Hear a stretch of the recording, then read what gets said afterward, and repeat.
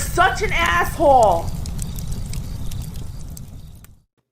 Oh my God, someone paid me enough money to come out of vacation, which I'm still vacationing for the next 3 or 4 days, where prices are double at Asshole Consulting. But yeah, you pay me twice my regular fee. I'll come out. I gotta make money. Are we out of focus?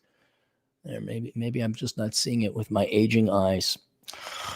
How you kids doing?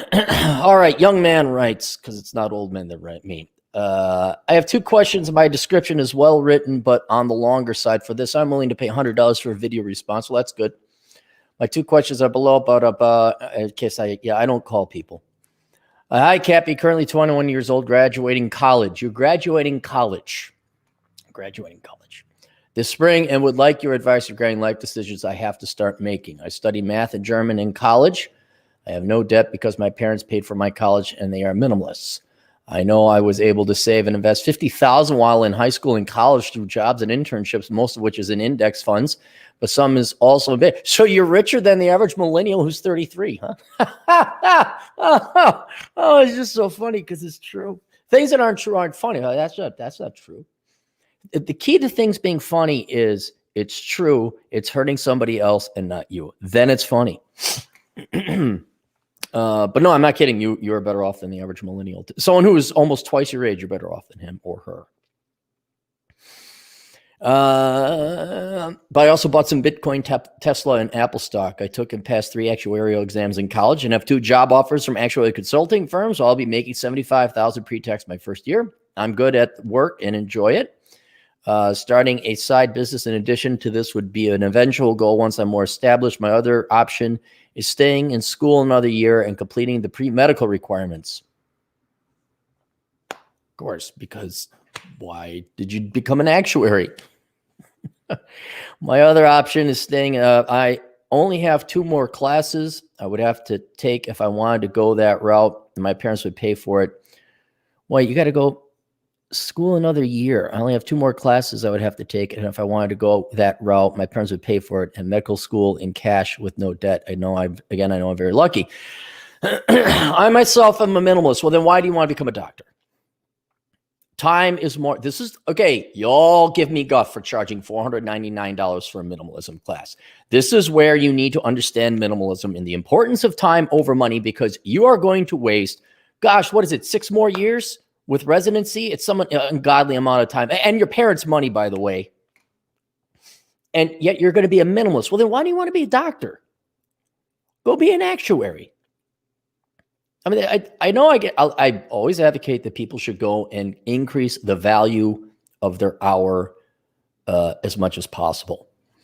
And that way you only have to work 2 or 3 hours a week to get by as a minimalist. But you're going to waste your youth in effing med school.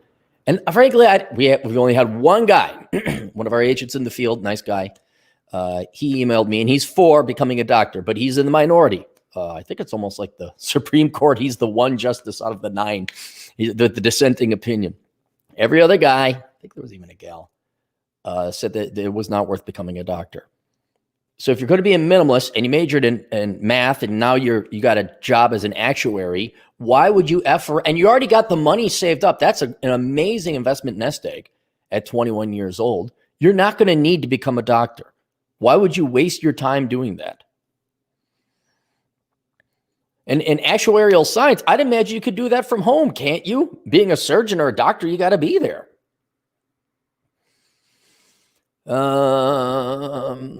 I can easily live on 15 to 20,000. Well, then you don't need to be.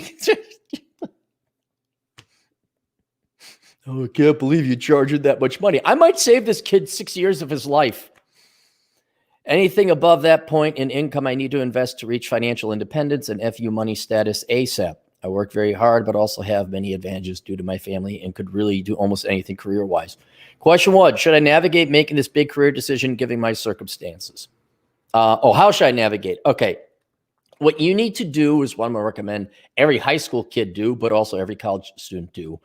Stop going to school.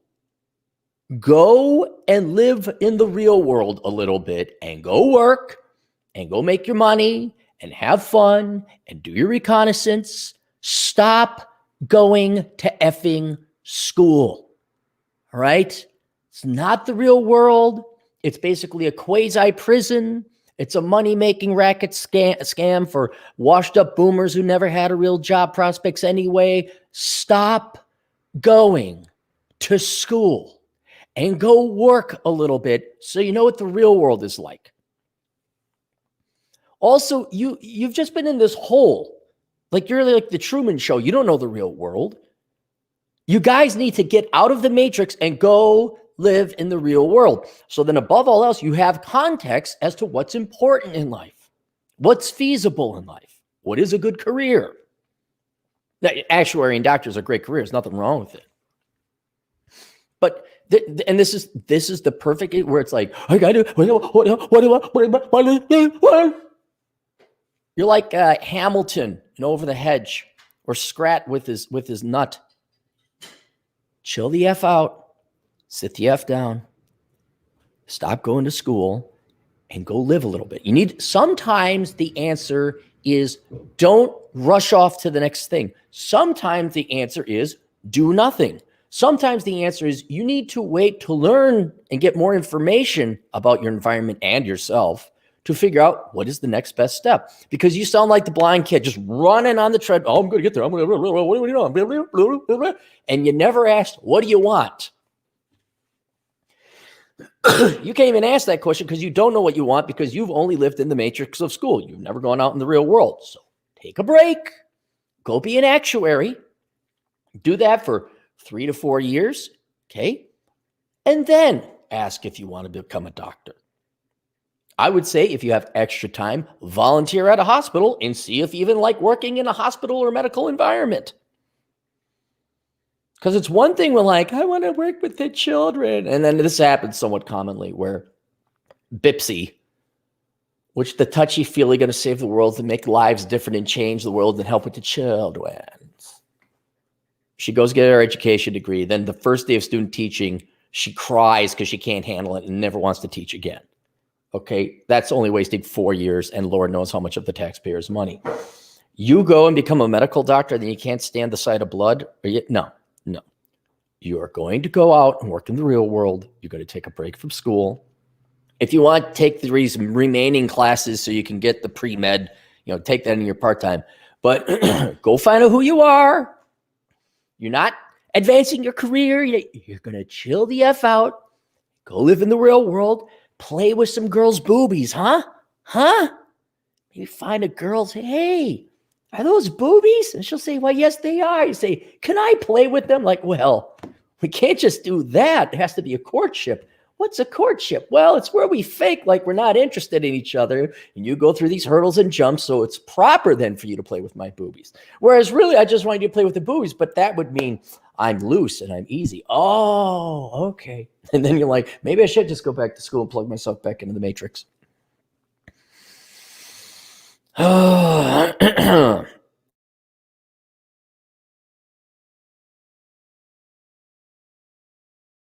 Neighborhood, but drive crappy cars and generally don't keep up with the Joneses, as they say, despite my parents being very, very highly paid professionals. It's uncomfortable hearing friends talk about their money issues when I'm sitting in a good situation due to family and my own savings. It's like almost like nuclear families and majoring in STEM is the winning combination to fight poverty. I say, okay, yeah, just, I'm not saying don't become a doctor, but you need to sit and figure out who you are, what you want in the real world, what the real world is like before you commit to something that is basically, it certainly is youth destroying. I wouldn't say it's life destroying, but it is youth destroying. Before you waste your life on or your youth on medical school, why don't you first figure out if you even need it? Which you don't, by the way. I can tell you the answer is no if you want to be a minimalist. My second question, though, is in regards to the girls, bro. In all seriousness, and without trying to come across as a narcissist, I'm tall, good-looking guy who's in shape, and I do well with the ladies. I work out almost daily. Did you hear that, boys? He works out daily. That's how you get the girls, huh? I have under 10% body fat. Given the state of dating today, though, I have little interest in getting married after seeing my parents. Oh, after having seen my parents get divorced? They're divorced? But they just still both have money? as well as the way young girls on campus and social media market themselves. Yeah, you're on a particularly mentally ill campus. I still want a kid or two, but marrying someone, especially someone without their own financials in order, is something I don't see any real value in. And this is going to be very important. I think you already know this. You are going to want to continue acting like a minimalist, or not continue acting, be a minimalist. Don't flash your cash. Don't peacock your feathers. Gee, Cappy, why do you charge $500 for a minimalism seminar? Let me ask you this, guys. How many of you would have gladly paid $500 not to flash your cash around, end up marrying a gold digger who then divorced you in the end? Would that have been worth $500? So yes, do not let any women know that you have money. And keep living the minimalist lifestyle. So that'll take care of some of them. It's something I don't see any, I still want a kid or two, but marrying someone, especially someone without their own financials in order, is something I don't see any real value in. What's because there is no value. There's a liability there. And you being an actuary would know what a liability is. I've also contemplating hiring a surrogate when I'm in my 30s or 40s and then taking a few years off to raise the child properly once I have that FU money. I'm not against that, given the options. Ideally, you would find a mother. It's unfair to the child to have one parent missing, regardless of who that is, mother or father. But if, you got to ask yourself the question, is your desire to have children more important than your compromised ability to raise them up under a single parent household? I'm going to leave it. This is again why you got to go out and live a little bit, but I would concur. It is that bad. That may be an option, but you would really want to have a mother present, a loving woman there for your children. Once I had the FU, despite being relatively good at hiding my level of wealth, the old Dragon Ball Z, hiding our power level.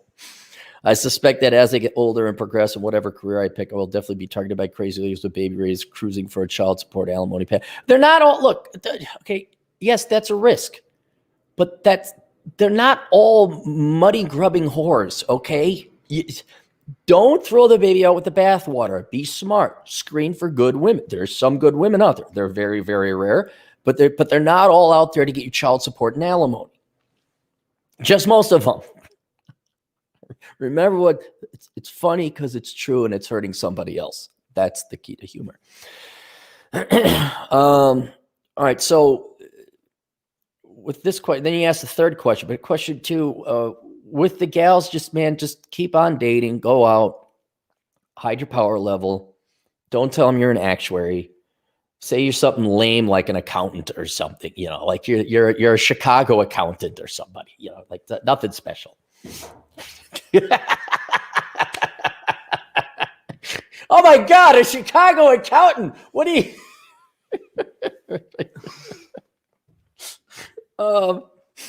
don't be that guy. That's all.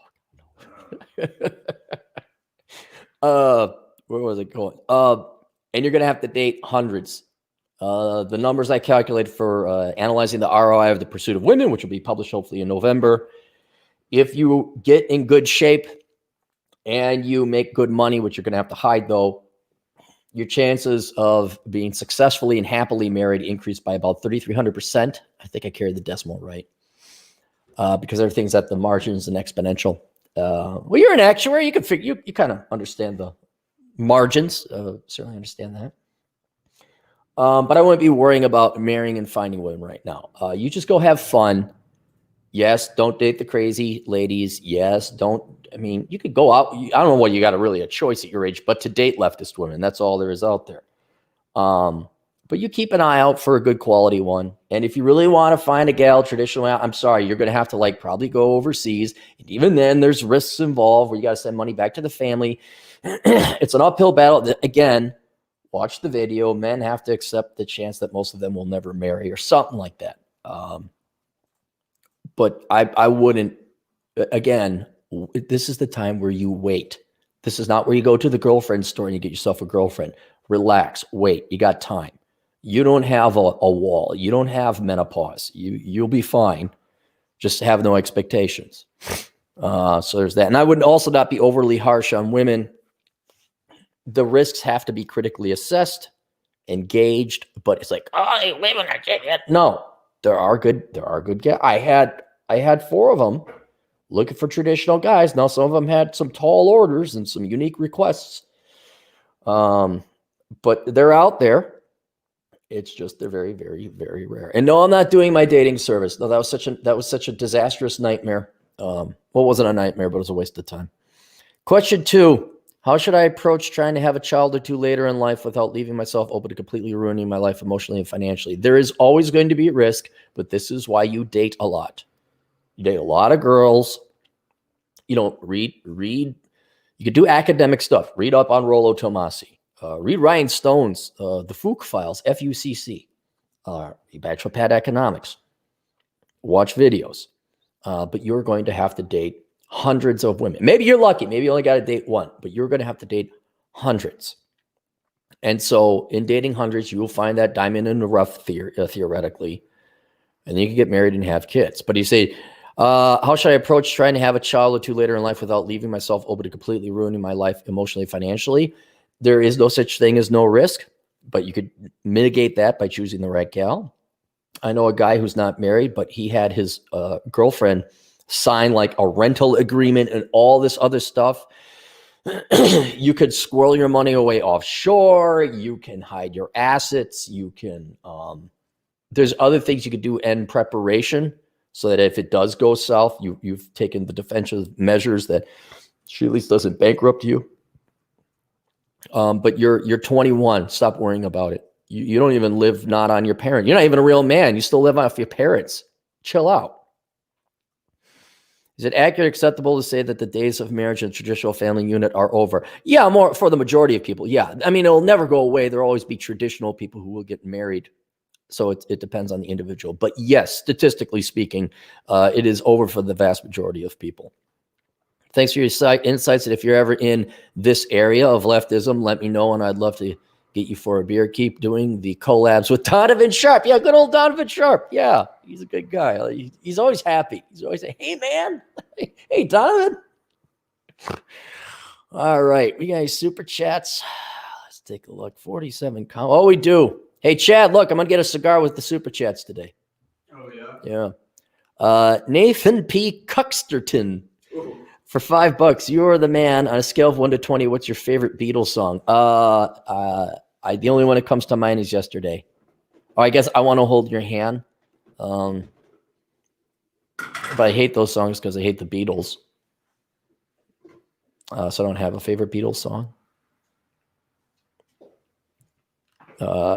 Hey, do you know this Atham Al Dekua? The Atham? For 99 cents, he gave me a super sticker.